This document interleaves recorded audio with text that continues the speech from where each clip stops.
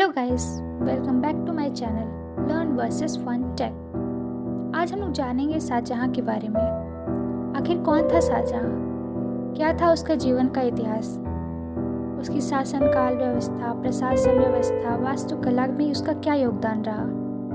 तो चलिए हम लोग जानते हैं शाहजहां के बारे में। लेकिन अगर उससे पहले आप लोगों ने हमारे चैनल को सब्सक्राइब नहीं किया है तो प्लीज़ सब्सक्राइब कर लीजिए और बेल आइकन को क्लिक कर दीजिए। शाहजहां का जन्म 5 जनवरी 1592 ईस्वी को लाहौर में हुआ था।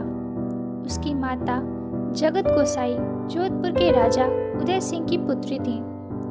उसका बचपन का नाम खुर्रम था। बचपन से ही वह कुशाग्र बुद्धि एवं चतुर था। इसी कारण अकबर उसे अत्यंत प्रेम करता था। अकबर ने उसकी शिक्षा दीक्षा का प्रबंध अपनी देखरेख में किया था, जिससे वह सुयोग्य शासक बन सका। खुर्रम पारसी साहित्य में विशेष रुचि रखता था, परंतु उसे तुर्की भाषा और साहित्य में कोई रुचि नहीं थी। खुर्रम को हिंदी भाषा का अच्छा ज्ञान था। उसने अपने पिता की तरह अपनी जीवनी नहीं लिखी। उसने इतिहास, राजनीति, भूगोल, धर्मशास्त्र आदि का भी अच्छा ज्ञान अर्जित किया। सैन्य शिक्षा उसके शिक्षा का एक प्रमुख विषय था। एक योग्य सैनिक बने युवा अवस्था में सम्राट बनने से पहले ही वह मुगल साम्राज्य का श्रेष्ठ सेना नायक माना जाने लगा। वह अपने पिता एवं पितामह का योग्य उत्तराधिकारी था, परंतु कुछ बातों में वह अपने पुत्र औरंगजेब से समानता रखता था। उसने अपने पिता जहांगीर के विरुद्ध कई वर्षों तक विद्रोह का झंडा ऊंचा रखा था, किंतु उसने ये सब अपनी सौतेली माँ नूरजहां की ईर्ष्या पूर्ण व्यवहार के कारण ही किया। फिर पिता के विरुद्ध विद्रोह की परंपरा शाहजहां को अपने पूर्वजों से ही मिली थी, इसलिए इस कार्य के लिए शाहजहां को दोष देना उचित नहीं है। वह एक शक्तिशाली एवं महत्वाकांक्षी शहजादा था। पिता के बाद साम्राज्य का अधिकारी होने की उसकी तीव्र लालसा थी तथा इस कार्य को पूरा करने के लिए उसने अनैतिक साधनों को अपनाने में कोई हिचकिचाहट नहीं की थी। शाहजहां व्यक्तिगत जीवन से में सुशील, दयालु तथा सज्जन था। फिर भी उसमें मैत्री तथा दया के भाव इतनी मात्रा में नहीं पाए जाते जितनी मात्रा में बाबर, अकबर तथा जहांगीर के चरित्र में मिलते थे। हुमायूं ने भी अपने साथ धोखा देने वाले भाइयों के प्रति कठोर दंड देने में जो हिचकिचाहट दिखाई थी, उसका अंश भी शाहजहां में नहीं मिलता। शाहजहां ने अपने प्रति विद्रोह करने वाले सभी संगी संबंधियों को मरवा दिया था। शाहजहां का शासन काल सुख और शांति का काल था। शाहजहां एक वीर व योग्य शासक था। अपने पिता जहांगीर के शासन काल में की गई अधिकतर विजयों का श्रेय शाहजहां को ही जाता है। वह एक कुशल शासक था, जिसके कारण देश में व्यापार, उद्योग, धंधों की, कृषि की विशेष उन्नति हुई। शाहजहां अपने परिवार के सदस्यों से बहुत प्रेम करता था। उसने अपनी पत्नी मुमताज महल की याद में ताजमहल का निर्माण करवाया तथा विश्व के सामने दाम्पत्य प्रेम का आदर्श रखा। इसके अतिरिक्त वह अपनी पुत्री जहां आरा व पुत्र दारा से अधिक प्रेम करता था। शाहजहां अपनी प्रजा को पुत्रवत स्नेह करता था तथा प्रजा हित के कार्यों को प्राथमिकता प्रदान किया करता था। वह अपनी प्रजा पर एक शासक के रूप में शासन नहीं करता था, बल्कि ऐसा व्यवहार करता था जैसे पिता अपने पुत्रों के साथ करता हो। उसने सड़कों का निर्माण करवाया, उन पर छायादार वृक्ष लगवाए, वह सरायों का प्रबंध किया। इसके शासन काल में प्रजा प्रसन्न थी, क्योंकि वह सदा स्वयं प्रजा की सेवा व हित के लिए तत्पर रहता था। शाहजहां एक सुन्नी मुसलमान था। उसकी नीति हिंदुओं के प्रति उदार नहीं थी तथा उसकी धार्मिक नीति कट्टर हिंदुओं के प्रति घातक व विनाशकारी भी थी। उसने अपने पूर्वजों के भांति धार्मिक उदारता का अभाव था। उसकी पत्नी मुमताज महल ने उसको धन के प्राप्ति उदार बना दिया था। शाहजहां को कला व साहित्य में विशेष रुचि थी। वह भवन निर्माण कला तथा चित्रकारी का विशेष प्रेमी था। इस गुण से प्रेरित होकर उसने कई अनेकों इमारतों का निर्माण करवाया। भवन के दृष्टिकोण से उसका युग हमेशा यादगार रहेगा। वह साहित्य के प्रति भी प्रेम व आदर रखता था। शाहजहां की न्यायप्रियता के कारण ही उसके शासनकाल में सर्वत्र सुख और शांति की स्थापना हो गई थी। उसका दंड बहुत कठोर था। वह अपने कर्मचारियों को भी अपराधी होने पर दंडित किया करता था। न्याय के क्षेत्र में सभी धर्मों के लोग उसकी दृष्टि में समान थे। उसने प्रांतों व गांवों से भी न्याय की उचित व्यवस्था की थी। सम्राट बनने के लिए उसे कई कठिनाइयों का सामना करना पड़ा। जब जहांगीर बीमारी के समय में कश्मीर से लाहौर लौटते समय राजौरी नामक स्थान पर 7 नवंबर 1627 ईस्वी को जहांगीर का निधन हो गया, उस समय जहांगीर के केवल 2 पुत्र खुर्रम तथा शहरयार जीवित थे। जहांगीर की मृत्यु के बाद इन दोनों शहजादों और उनके समर्थकों में सिंहासन के लिए संघर्ष होने लगा। नूरजहां शहरयार को राजगद्दी पर बैठाना चाहती थी, क्योंकि उसकी बेटी लाडली बेगम का विवाह जहांगीर के पुत्र शहरयार से हुआ था और शहरयार नूरजहां का दामाद था। इसलिए उसने शहरयार को अपनी शक्ति को मजबूत करने के लिए कहा। जहांगीर की मृत्यु का समाचार पाते ही शहरयार ने लाहौर स्थित शाही खजाने पर अधिकार कर लिया और अपने को बादशाह घोषित कर दिया। इस समय खुर्रम दक्षिण में था। नूरजहां का भाई आसफ खां खुर्रम को सम्राट बनाना चाहता था, क्योंकि खुर्रम आसफ खां का दामाद था। उसने खुर्रम को सूचना भेजा कि वह जल्द ही जल्द राजधानी पहुंचे। व्यवस्था बनाए रखने के लिए उसने सभासदों व प्रमुख व्यक्तियों को खुर्रम के पक्ष में करके खुसरो के पुत्र डावर बख्श को बादशाह घोषित कर दिया। लाहौर में दोनों पक्षों की सेनाओं में युद्ध हुआ। शहरयार परास्त हुआ तथा उसे अंधा करके बंदी बना लिया गया। मार्ग से ही खुर्रम ने आसफ खां को यह संदेश भिजवा दिया कि शहरयार डावर बख्श सहित समस्त शहजादों को खत्म कर दिया जाए, और ऐसा ही किया गया। शुभ घड़ी में उसने आगरा में प्रवेश किया। आम जनता ने उसका अति उत्साह से स्वागत किया और अपना बादशाह मान लिया। 6 फरवरी 1628 ईस्वी को शाहजहां गद्दी पर बैठा और अबुल मुजफ्फर शहाबुद्दीन मोहम्मद साहिब करीम एक सानी की उपाधि धारण की। उसके नाम का कुतबा पढ़ा गया तथा नया शाही सिक्का जारी किया गया। इस प्रकार खुर्रम के गद्दी पर बैठने के पूर्व का जीवन काफी रोमांचक व साहसी था। कोई कमजोर व्यक्ति होता तो कब का समाप्त हो गया होता। अकबर तथा जहांगीर की ही भांति शाहजहां भी साम्राज्यवादी शासक था और दक्षिण के प्रदेशों को विजय करके अपने राज्य का विस्तार करना चाहता था।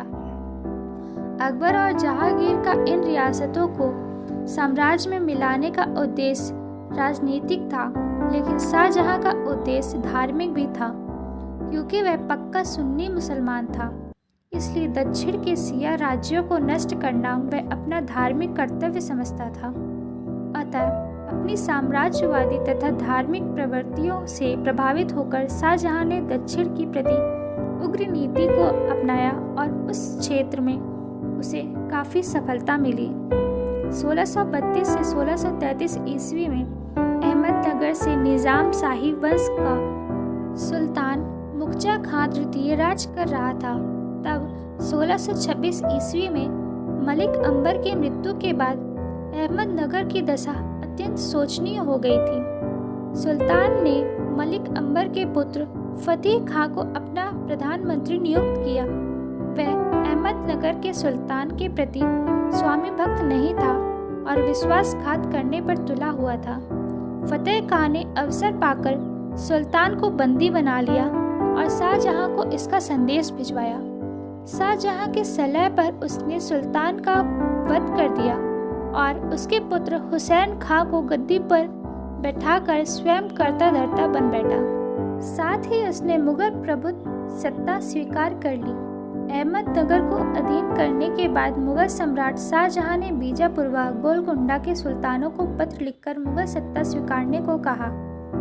इसके साथ ही सैन्य कार्यवाही करने के लिए 50,000 सैनिकों की सेना भी तैयार की।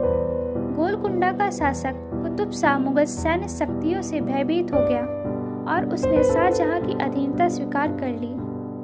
कर वार्षिक कर देने राजभक्त रहने तथा शाहजहां के नाम खुतबा पढ़वाने व सिक्कों पर उसका नाम खुदवाने पर राजी हो गया। इस समय बीजापुरवा में मोहम्मद आदिल शाह सुल्तान था। शाहजहां ने बीजापुरवा के सुल्तान को एक पत्र लिखकर मुगल बादशाह का अधीनता स्वीकारने व मराठा सहायता बंद करने का प्रस्ताव रखा। सुल्तान ने इस प्रस्तावों को नहीं माना। शाहजहां ने आसफ खां के नेतृत्व में शाही सेना भेजकर राज्य को नष्ट भ्रष्ट करने का आदेश दे दिया। बीजापुरवा पर चारों ओर से आक्रमण किया गया। वहां के आसपास के खेत उजाड़ दिए गए, भवनों को जला दिया गया, कई व्यक्तियों को मौत के घाट उतार दिया गया और अनेकों को दास बनाकर बेच दिया गया। अंत में बीजापुरी राजदूत अबुल हसन की चतुराई से दोनों पक्षों में संधि हो गई और युद्ध बंद हो गया। इसी तरह शाहजहां ने कई राज्यों को मुगल बादशाह का अधीनता स्वीकार करने पर विवश कर दिया। शाहजहां के समय में मुगल स्थापत्य कला अपनी श्रेष्ठता पर पहुंच गई। सफेद संगमरमर और अन्य कीमती पत्थरों का प्रयोग, अधिकतम पत्तीकारी कीमती रंगों का प्रयोग आदि उसके समय की स्थापत्य कला की विशेषता बन गई थी।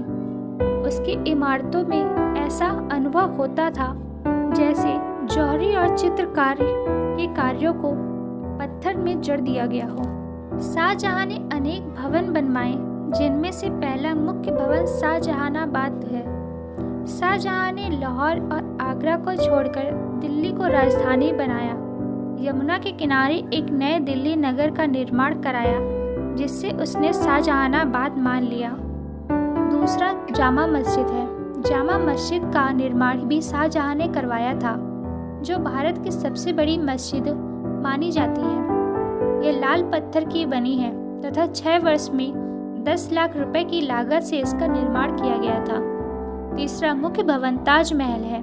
यह शाहजहां की अमूल कृति में से एक है, जो यमुना के तट पर संगमरमर के द्वारा निर्मित किया गया है। इसका निर्माण शाहजहां ने अपनी पत्नी की याद में किया था। इसी सुंदर मकबरे में उसने उसको दफनाया था। इतिहासकारों के अनुसार यह उस्ताद अहमद लाहौरी द्वारा डिज़ाइन किया गया है। ताजमहल 22 वर्षों में बन पाया व इसमें 9 करोड़ की लागत आई। शाहजहां मुमताज महल के सौंदर्य को एक सुंदर मूर्ति में तो नहीं डाल सकता था, क्योंकि यह इस्लाम धर्म के विरुद्ध था, परंतु उसने उसके सौंदर्य को ताजमहल का निर्माण करवा के व्यक्त कर दिया। शाहजहां द्वारा चौथा मयूर सिंहासन है। यह भी सुंदरतम कलाकृतियों में से एक है। दरबारी सौंदर्य को बढ़ाने के लिए इसका निर्माण कराया गया था। यह स्वर्ण, हीरे, जवाहरात से निर्मित था। इस सिंहासन के निर्माण में 14 लाख रुपयों का सोना खर्च किया गया था। इस सिंहासन में 12 खंभे थे और प्रत्येक खंभों में जवाहरातों से जड़े 2 मोर थे। यह 7 वर्ष में बनकर तैयार हुआ था और इस पर लगभग 1 करोड़ रुपए खर्च हुए थे। शाहजहां द्वारा बनवाया गया 5वां मोती मस्जिद है। आगरा के दुर्ग में शाहजहां ने एक छोटी मस्जिद का निर्माण करवाया था, जो शुद्ध संगमरमर की है एवं मोती जैसी सुंदर है। इसके निर्माण में 2 लाख रुपए खर्च हुए थे। विद्वानों के द्वारा यह संसार का सर्वोत्तम पूजा स्थल माना जाता है। सन 1658 में जब शाहजहां बीमार हो गया, दारा शिकोह, जो कि मुमताज के सबसे छोटे बेटे थे, उन्होंने अपने पिता के स्थान पर रीजेंट की भूमिका निभाई, जिसने तेजी से अपने भाइयों की दुश्मनी को बुनाया।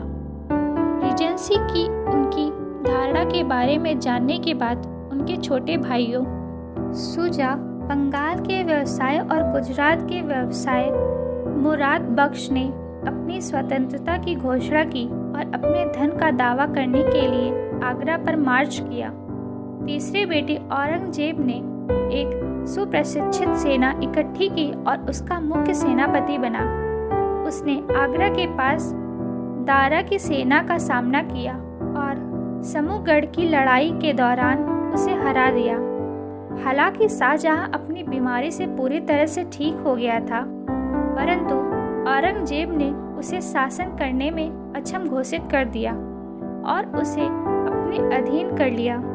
औरंगजेब ने शाहजहां को आगरा के किले में हाउस अरेस्ट कर दिया तथा जहां आरा बेगम साहिबा मुमताज महल की सबसे बड़ी बेटी थी, उन्होंने स्वेच्छा से अपने 8 साल के कारावास को साझा किया और अपने डॉटेज में उनका पालन पोषण किया।